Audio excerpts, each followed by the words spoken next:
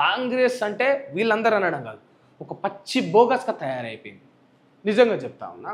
ఇవన్నీ ఇవి ఇప్పుడు వీళ్ళు చెప్పిన ఈ 4 వార్తలు వింటేనే చీ అనిపిస్తుంది. ఈ చీ అనిపిస్తుంది.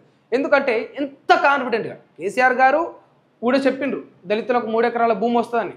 బట్ ఖచ్చితంగా దళితులకు 3 ఎకరాల భూమి ఇచ్చి తీరుతా అని ఇట్లా ఈ కుక్కరు డొరలే. వీళ్ళు ఏం చేసిరంటే ఇప్పుడు తీసుకుంటే ఇంతే, అప్పుడు తీసుకుంటే అంత.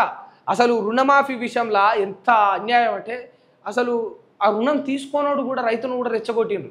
పోయి తెచ్చుకోపోండ్రి, కాంగ్రెస్ ప్రభుత్వం వస్తుంది రాగానే అదంతా మాఫీ చేస్తా అండు.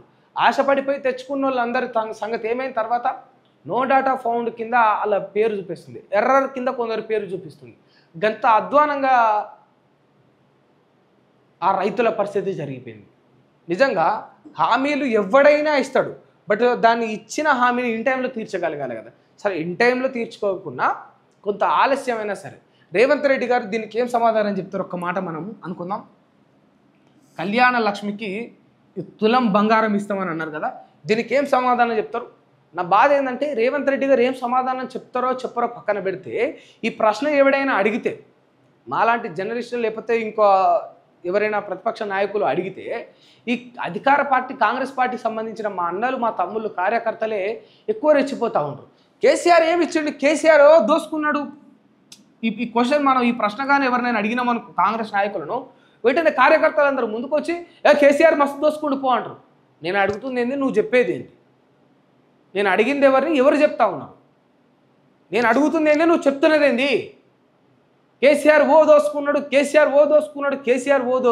అందుకే కేసీఆర్ ఇవాళ కల్కతుర్తిలో సభ పెట్టే పరిస్థితి వచ్చింది. అందుకే కేసీఆర్ ఇవాళ ప్రతిపక్షంలో కూర్చొని గవర్నమెంట్ కాంగ్రెస్ గురించి మాట్లాడే పరిస్థితి వచ్చింది. అందుకే ఇవాళ కేసీఆర్ ప్రతిపక్షంలో కూర్చునే పరిస్థితి వచ్చింది.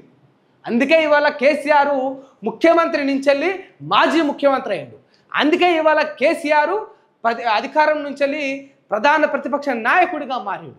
ఇవన్నీ కేసీఆర్ చేసిన తప్పుల వల్ల కేసీఆర్కు ఆ శిక్ష పడింది.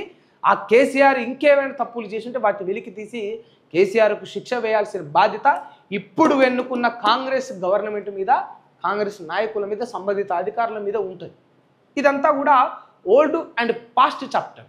దీన్ని మనం ఎట్లా డీల్ చేయాలి అట్లే డీల్ చేయాలి. బట్ ఇప్పుడు జరగాల్సిన దాన్ని కూడా అంటే ఇప్పుడు మనకు తులం బంగారం పాపం ఒక అక్కకో ఒక అమ్మకో వచ్చేది ఉండే, పెళ్లి చేసుకున్న ఓ చెల్లెకో వచ్చేది ఉండే. మనం అది తీసుకొచ్చి వాళ్ళకి ఇయ్యబెట్టాల్సింది పోయి ఈ కాంగ్రెస్ కార్యకర్తగా మన డ్యూటీ ఏంది? అరే మన కాంగ్రెస్ పార్టీ వస్తే తెలంగాణ బాగుపడుతుంది అనుకున్నాం. మన రేవంత్ అన్న తులం బంగారం ఇస్తానని హామీ ఇచ్చిండు. నా ఊళ్ళో గా చెల్లకు తులం బంగారం రాలే. కేసీఆర్ ఇచ్చినట్టే రేవంత్ రెడ్డి గారు ఇస్తా ఉన్నాడు. మా అన్న గట్టెట్లే చేస్తాడు, మా అన్న ఇచ్చిన మాట నిలబెట్టుకోవాలి, కేసీఆర్ కంటే మెరుగ్గా పనిచేయాలి. ఈ కాంగ్రెస్ పార్టీ కార్యకర్తగా నేను ఊకునే ముచ్చటం లేదని పోయి నీ లోకల్ ఎమ్మెల్యేని కలిసి అడిగినవా?